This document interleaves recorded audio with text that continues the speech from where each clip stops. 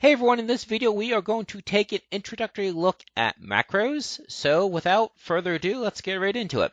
So I created a table and populated it before the video started simply because it's very easy to create a table and it's very easy to do data entry, not looking to waste your time. The actual data really doesn't matter. So, say the functionality that we want someone to do data entry using a form, and therefore that form should automatically open to a new record. We don't want them navigating the pre-existing records, we want it to automatically open up to a new record. So that's very simple. What you do, first let's quickly create a form, so we'll click on Create tab, blank form. I'm just going to shut off these record selectors. It really isn't necessary for this demo, but I think it's a good habit to go into, to get into. So we're going to click on Design View, and with the form itself selected, we go to Design, we go to Property Sheet. If Format isn't selected, click on it, and then down here you'll see Record Selector, No, and Navigation buttons, No. So those have been shut off. So now what we need to do, we need this table to be the data source for this form. So what we're going to do with, again, the form itself selected, that's what that little dot there means, we're going to click on Data, we're going to click on the drop-down arrow, and we're going to select Table. The reason why Table 1 is the only thing there is because that's the only data source we have. If you had queries or other tables, those would have shown up as well. So now that we've done that, what we're going to do, we are now going to go to Add Existing Fields, and now there are actually fields here. They're the fields from this table, unsurprisingly, because we said that table is the data source. So let's go ahead and select all those. By the way, that was just a shift left click to grab them all, and we'll drop them here. I'm really not particularly concerned about how layout looks rather. So I'm not going to bother doing that. Okay, so now you have the fields here, but we want it to open up to a new record because if you run this right now, as you can see, it's opening up to the first record. We don't want that. So what we're going to do, we're going to have a macro run when the form first opens. So again, we have the form selected because that's what the macro is being applied to, but you can apply a macro to a form as a whole or to an individual control, whether it's a button or a drop-down box, whatever. So we're going to click on Properties, and we're going to go to Event and On Load. So if you don't know what the term refers to over here, there's actually help down here.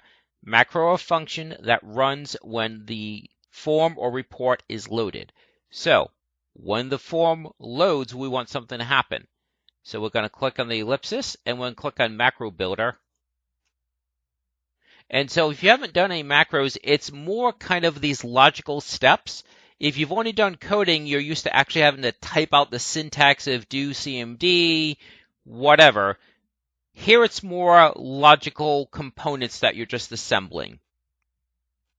So we're going to click on the drop-down arrow, and the first thing I notice is there are dozens and dozens, and there's no way we can cover all these.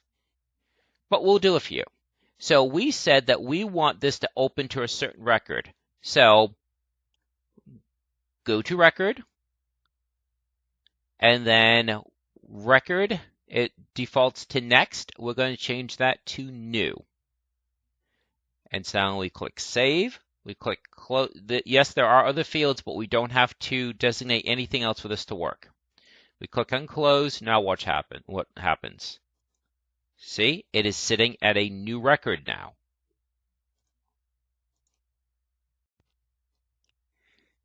Now let's say that we want a main menu that opens up this form. In other words, there's really no navigation right now. We have a table and we have a form, but how do you get to this form? And what if this form is just one of many forms? So we're going to want a main menu that allows you to open up this form. So let's go ahead and save this, and we'll just call this add_entry. And now we can close it. And we'll create another form. So create blank form, again, view, design tab, property sheet, format of the form itself, record selector, no. Navigation button, no. So this is going to be a main menu. So what we want is a button for each form that we want to open. Well, right now we only have one other form. So we're going to click on the button icon, just draw out a button. Now, for what it's worth, if you run this, and we'll do OK. We'll do open rather. This will actually create a macro. However, since we are showing you how to create macros, we'll cancel this out and do this manually. So we'll just do cancel. And let's just rename this. We'll just call this new entry or add record, whatever. The caption does not have any functional effect on what the button does. And again, I'm really not going to worry about layout because I'm just focusing on the macros.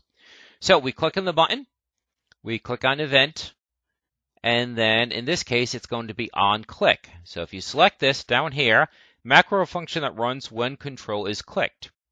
So in the last case, the macro was associated with the form as a whole. This time it's associated with a control on the form. So always make sure you know what you have selected when you're applying the macro or really modifying any property. So on click, we'll click on the ellipsis. We'll double click on macro builder. And again, we go through the ginormous list. Open form. And while we're looking at it, there's also open query, open report, open table. So I don't think I need to review all those. Once you start looking through here, you're going to find what you're looking for. And there's quit access, so you can close out of the database. So open form. Now this time we do have to declare something. Well, we did last time, but not in the object type field. So which form? Add entry. And the rest we do not need to change, so we can just save this. We can close. We'll save the form. Let's call this main underscore menu. And we'll click on view. So we'll click on new entry. And sure enough, it opens up add entry. Now, one of the problems with using buttons, they don't scale well because this button has one function associated with it. So if you're going to have lots and lots of forms that have different functions, you're going to have a lot of buttons and that doesn't scale well. So what if instead we use a drop-down box and that the coding would be associated with that one control? Well, we can do that. So let's click on the combo box. We'll just draw this out. And you have two choices. This can take values from a table, which is advisable if the values will be used in multiple locations, or if it's a very long list. But if it's a short list and won't change often and doesn't go anywhere else, you can always just manually type these in, which we will in this case. So we'll click on next. Just widen this to make sure that the values don't get cut off. And the first one will be new entry. And we'll do next. And we'll call this.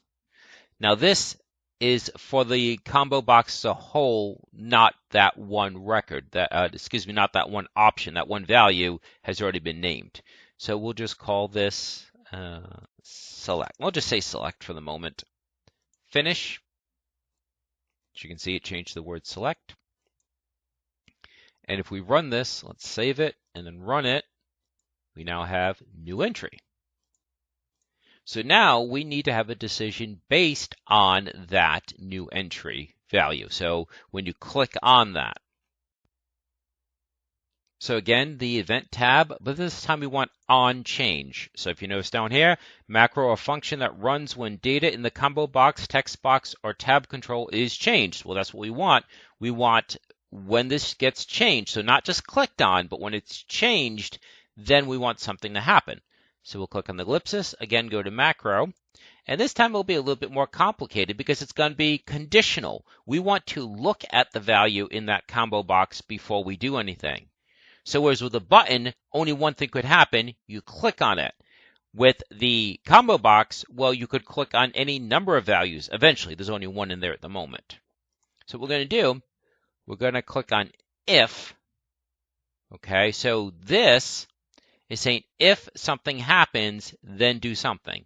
So if we click on the little builder here, what we can do, we can say if, so that's combo 3. So if the value of combo 3 is equal to, I believe we said it was new entry. We click on OK. So if the value is equal to new entry, then we want to do something else. We did open form, and the form name was add entry. So now you have this nested macro where this is contingent upon this. And so what's going to happen is as we put more choices in that combo, you're just going to see repeating ifs. So now let's save this, run this. So clicking on it, just clicking does nothing. It's not until we click on new entry that the form opens. Now, maybe one of the options is to run a report. So what we can do, we'll add a new entry to this. So the way that you do that is if you click on data, you'll see row source entry. So what you can do is you could just click on the ellipsis and it opens it up and you can just list out what you want here. So we would add another one. So let's call this all items report because we'll look at different types of reports using macros. So all items report. We'll do OK. You can see it's there now. So what we want is a macro that will show us all items. So that means we want a query. So we'll quickly create a query. So create query design. It's that table. We'll close that. We'll just select everything. And sorry for going through the queries quickly. Like I said, this is really meant to be about macros, not about the other objects. Okay, so right now that returns all fields and all entries in all fields, all rows and all columns because there is no criteria. Okay. So what we'll do, and actually we can just run this if we want. So there's all the data. So if we close this, it'll say, do you want to save? We'll say yes, and we'll just call this all underscore. Actually, let's call this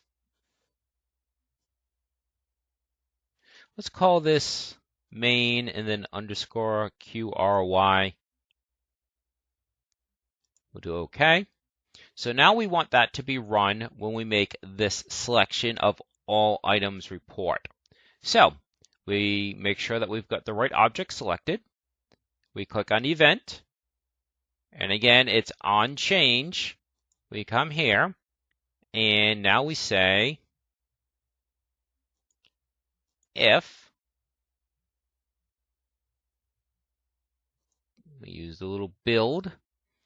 And if combo 3, if the value, probably should have chosen something simpler. All items report, I believe I chose.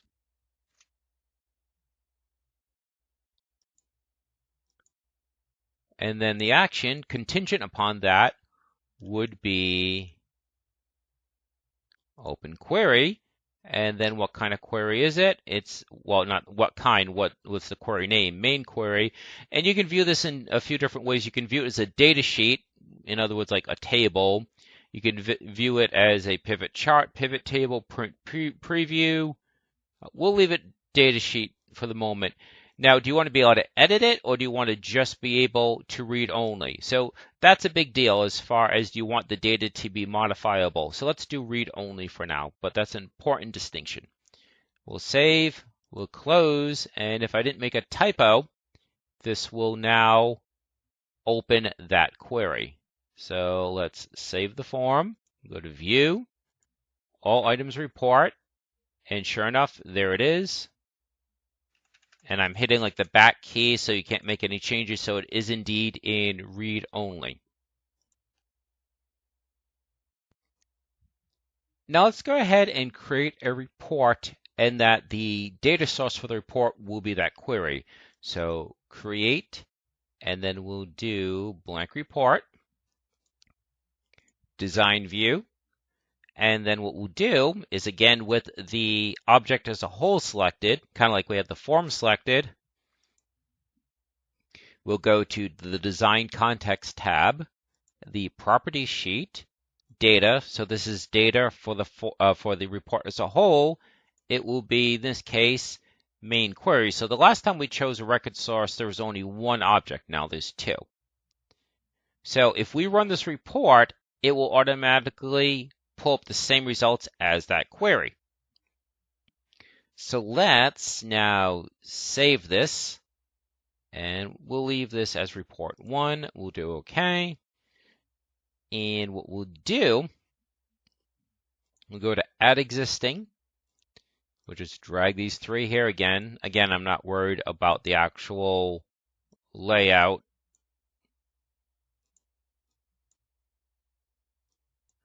I'll tighten this up a little bit though, because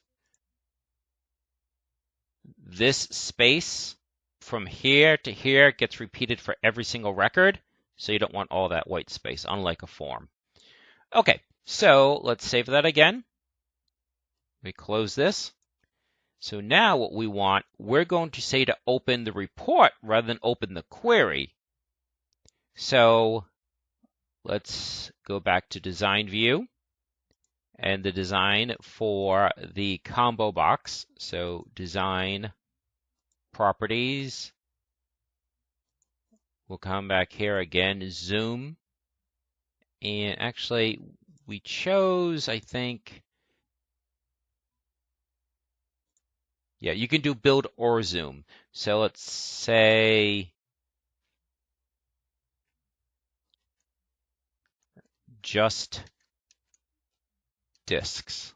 So we only want the items that have the level that has a value of disk. So we'll go back there in a second. So we'll do OK.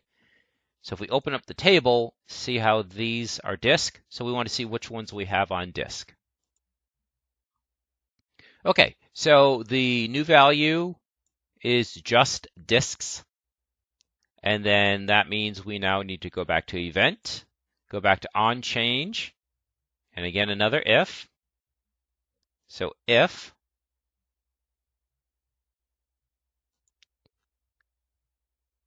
combo 3 value equals just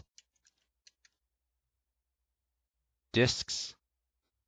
I think that has to be capital though.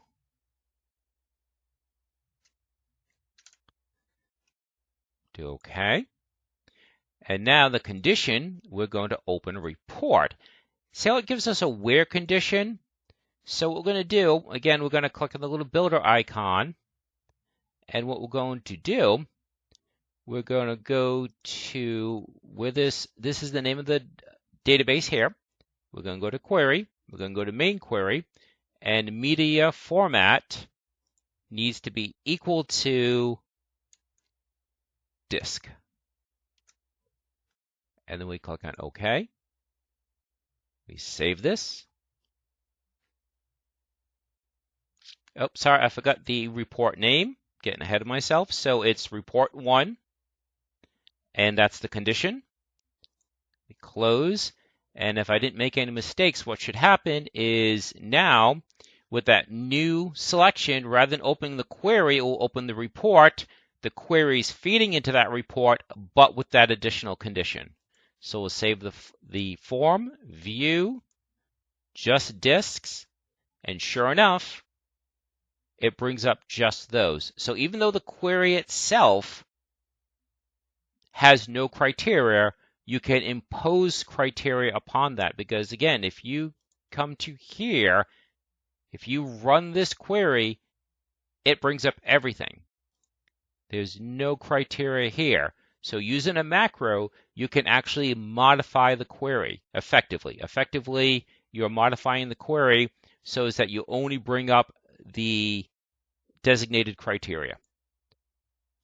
Okay, so I think that's a good place to stop for today. I realize we've only covered a few, but there's just way too many to review. I could do a dozen of these videos, there would still be things I would miss, but I think this is a good example about the interoperability, about how you can mix and match the various commands in the macro to get a variety of results. So we used it mainly for navigation, a little bit for data entry because we showed you how to get to a new record by default, but there's other things that you can do and certainly much more complex. So I think that's about it for this video. If there are other macros that you want to see, please just let me know in the comments. And I hope you found this useful, and I hope you enjoy the rest of your day.